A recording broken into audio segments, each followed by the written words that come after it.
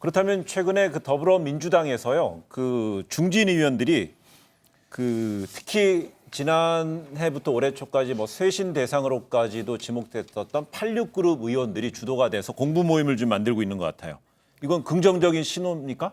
그러니까 이거 아주 대표적인 게 경국지모라고 해서 경제를 공부하는 국회의원들의 모임. 네. 그다음에 또 한 가지가 그 더 좋은 미래. 이 두 가지가 이제 가장 대표적인데 일각에서는 이것이 하나의 어떤 그 개파의 씨앗이 되는 게 아니냐라고 보는데 제가 볼 때는 그렇게 볼 여지는 별로 없는 것 같고요.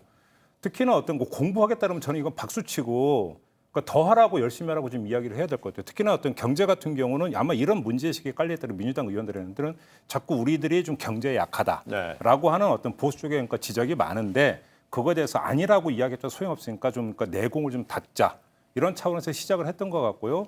그게 지금 아까 이제 그 초입에 이야기했던 어떤 국난 극복이라고 하는 당력을 여기에 집중해야 된다는 거 사실은 매치가 되는 부분이 있어요. 네. 그렇기 때문에 이번에 이제 당선된 어떤 그 예비 초선들도 여기서 같이 하겠다라고 하는 사람들이 몇십 명이 나오는 것. 네. 이건 어찌 본다면 집권 여당으로서 참으로 바람직한 이런 모습이라고 봐야 되고 그다음에 더 좋은 미래 같은 경우도 사실 이게 그 구성에 대해서 운영이 된 지가 꽤 몇 년 됐어요. 네. 근데 이것이 어떤 특정 계파를 중심으로 움직였다라고 평가하는 사람은 아무도 없어요. 오히려 초재선 중심으로 해서 이것도 말 그대로 공부 좀 하자라는 차원에서 운영이 됐기 때문에 그냥 단순히 그 선에서 이해를 하고 넘어가도 저는 큰 무리는 없을 거다 이렇게 생각합니다.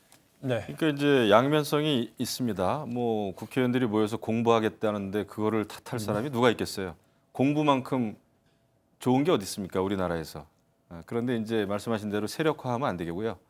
그다음에 기왕 하려면은 여당만 하지 말고 여야가 그 여러 의원들이 같이 모여서 할 수 있는 공부 모임이 있으면 더 좋겠고요. 저는 몇 네, 저는 그렇게 했었어요. 초선 때도 했었고, 그 다음에 그 저도 초선 때는 그 아랫대라고 하는 그 공부 모임을 초선 내내 했었는데 굉장히 큰 도움을 받았습니다. 네. 그런데 이제 자칫 대선을 앞두고 이것이 세력화하고 개파화하고 더더군다나 586에 모여서 한다고 그러니까 저 사람들 저 학생 때 언더 운동하면서 네. 그때도 공부한다고 모인 거거든요. 언더그라운드에서 공부 모임하면서 혁명을 이야기했죠. 그러니까 이번에도 정치를 위한 공부 모임이 아니라 정말 자신들이 성찰하고 토론하고 국민들 국리 민복에 도움이 되는 그런 살아있는 공부를 제대로 좀 했으면 좋겠다 하는 그 당부의 말씀을 드립니다. 네.